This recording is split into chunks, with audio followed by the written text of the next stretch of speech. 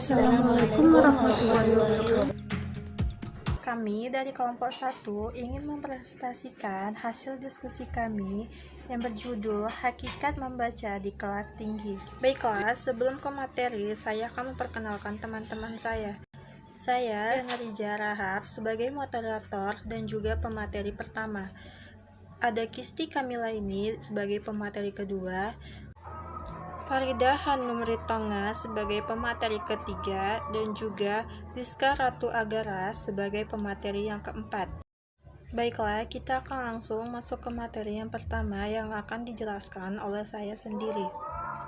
Saya akan menjelaskan tentang pengertian dari membaca dan juga tujuan dari membaca. Yang pertama yaitu proses membaca. Pada umumnya, membaca adalah sebuah aktivitas berupa melafalkan atau mengeja sebuah tulisan. Pengertian lainnya yaitu satu, proses mengubah visual menjadi lambang bunyi. Yang kedua, proses decoding. Yang ketiga, proses rekonstruksi makna dari bahan-bahan cetak. Yang keempat, proses rekonstruksi makna melalui interaksi yang dinamis serta pengetahuan siap pembaca, informasi yang tersaji dalam bahasa tulisan dan konteks bacaan. Sehingga kesimpulannya adalah, jika secara umum membaca dapat diartikan sebagai sebuah aktivitas dalam melafalkan, mengeja, membunyikan simbol-simbol, abjad, hingga menjadi kalimat yang memiliki makna. Yang kedua yaitu tujuan membaca. Tujuan membaca secara umum yaitu mampu membaca dan memahami teks pendek dengan cara lancar atau bersuara sehingga kalimat sederhana dan membaca puisi. Satu, mendapatkan informasi. Yang kedua, memperoleh pemahaman. Yang ketiga, memperoleh kesenangan. Sedangkan secara khusus, tujuan membaca ialah satu, memperoleh informasi faktual, yang kedua, memperoleh ketenangan tentang sesuatu yang khusus dan problematis, yang ketiga, memberikan penilaian kritis terhadap suatu karya tulis seseorang, yang keempat, memperoleh kenikmatan emosi, yang kelima, mengisi waktu luang. Menurut kurikulum 1994, tujuan membaca yaitu satu, mampu memahami gagasan yang didengar secara langsung atau tidak langsung. Yang kedua, mampu membaca teks bacaan dan menyimpulkan isinya dengan kata-kata sendiri. Yang ketiga, mampu membaca teks bacaan secara cepat dan mampu mencatat gagasan-gagasan utamanya. Langsung saja kita masuk ke pemateri yang kedua, yaitu Kisti Kamila ini. Saya Kisti Kamila ini, di sini saya akan membahas tentang materi jenis-jenis membaca dan pengertian pembelajaran membaca. Yang pertama, jenis-jenis membaca.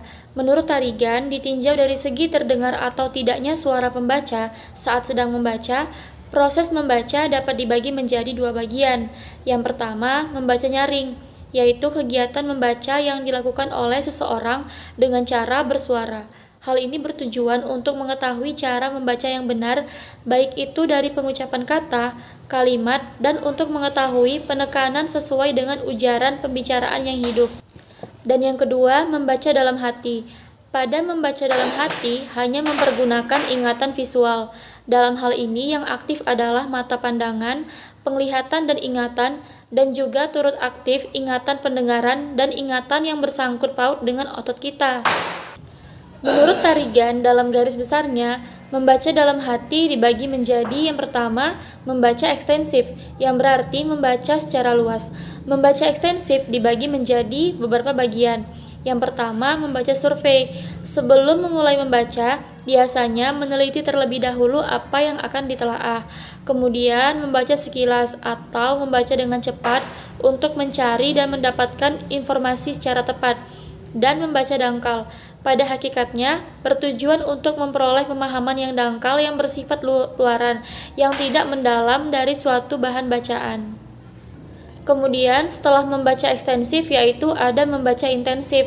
Membaca intensif adalah membaca dengan penuh penghayatan untuk menyerap apa yang seharusnya kita kuasai. Menurut Tarigan, yang termasuk dalam membaca intensif adalah membaca telaah isi dan membaca telaah bahasa. Selanjutnya, pengertian pembelajaran membaca. Menurut Nurhaya, pembelajaran membaca dapat diartikan sebagai serangkaian aktivitas yang dilakukan siswa untuk mencapai keterampilan membaca di bawah arahan, bimbingan, dan motivasi guru. Jadi, pembelajaran membaca adalah proses yang dilakukan oleh peserta didik dalam pembelajaran membaca untuk mengetahui dan memahami isi bacaan, serta mengetahui keterampilan membaca di bawah arahan dan bimbingan seorang guru. Selanjutnya, kita akan masuk ke pemateri yang ketiga, yaitu Farida Hanum Ritonga. Nama saya Farida Hanum Ritonga. Di sini saya akan menjelaskan tentang prinsip pembelajaran membaca dan strategi pembelajaran membaca. Yang pertama yaitu prinsip pembelajaran membaca. Ada beberapa jenis prinsip pembelajaran membaca yaitu sebagai berikut.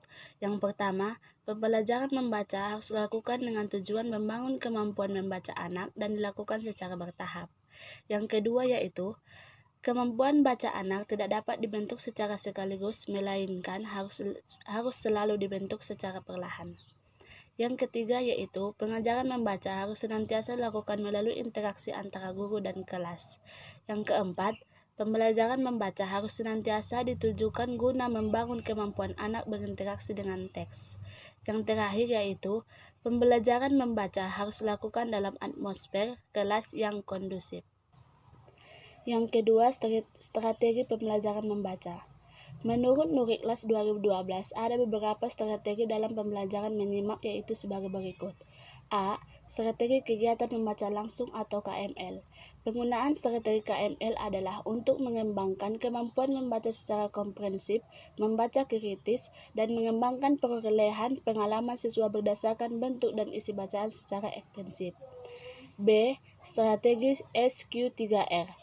Tujuan penggunaan strategi ini untuk membentuk kebiasaan siswa berkonsentrasi dalam membaca, melatih kemampuan membaca cepat, melatih daya peramalan berkenaan dengan isi bacaan, dan mengembangkan kemampuan membaca kritis dan komprehensif. Yang ketiga yaitu strategi membaca tanya jawab. Strategi ini ditujukan untuk mengembangkan kemampuan membaca komprehensif, memahami alasan strategi membaca, dan berpikir secara langsung atau MBL. Tujuan penggunaan strategi ini adalah untuk melatih siswa untuk berkonsentrasi dan berpikir keras guna memahami isi bacaan secara serius. Terakhir, pemateri keempat yaitu Liska Ratu Agara. Nama saya Liska Ratu Agara. Adapun yang mau saya sampaikan adalah metode pembelajaran membaca. 1. Metode EJA. Pembelajaran membaca permulaan. Dengan metode ini, melalui pengajarannya dengan memperkenalkan huruf-huruf secara alfabetis. Huruf-huruf tersebut dilafalkan anak sesuai dengan bunyinya menurut abjad. 2. Metode bunyi. Proses pembelajaran membaca permulaan pada metode bunyi ini berasal dari pertama atau pemula, dari kata yang ia dengar melalui proses pelatihan dan proses studian. 3. Metode suku kata. Proses pembelajaran membaca dengan permulaan dengan metode ini diawali dengan pengenalan suku kata seperti babi bubego, kaki kukeko, dan seterusnya. 4. Metode kata. Proses pembelajaran membaca permulaan diawali dengan pengenalan sebuah kata tertentu. Kata ini kemudian dijadikan lembaga sebagai dasar untuk pengenalan suku kata dan huruf. 5. Metode global. Metode ini sering dikatakan metode kalimat. Sebagai contoh, memperkenalkan gambar, mengurangi satu kalimat menjadi kata, kata menjadi suku kata, dan suku kata menjadi huruf-huruf. Evaluasi pembelajaran membaca. A. Pengertian evaluasi.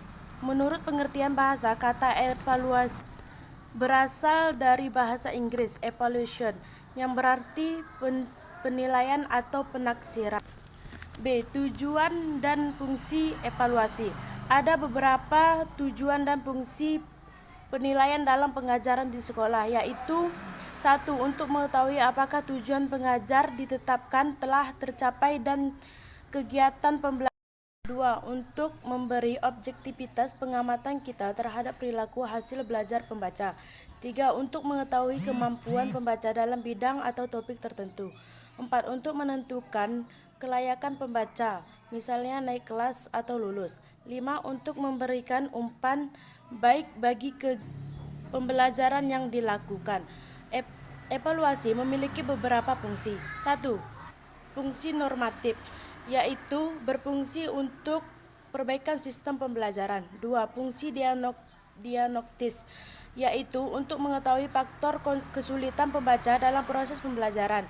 3. Fungsi sumatif, yaitu berfungsi untuk mengetahui tingkat kemampuan peserta didik. 4. Fungsi penempatan. Demikian hasil diskusi yang dapat kami sampaikan. Lebih kurangnya kami memohon maaf. Assalamualaikum warahmatullahi wabarakatuh.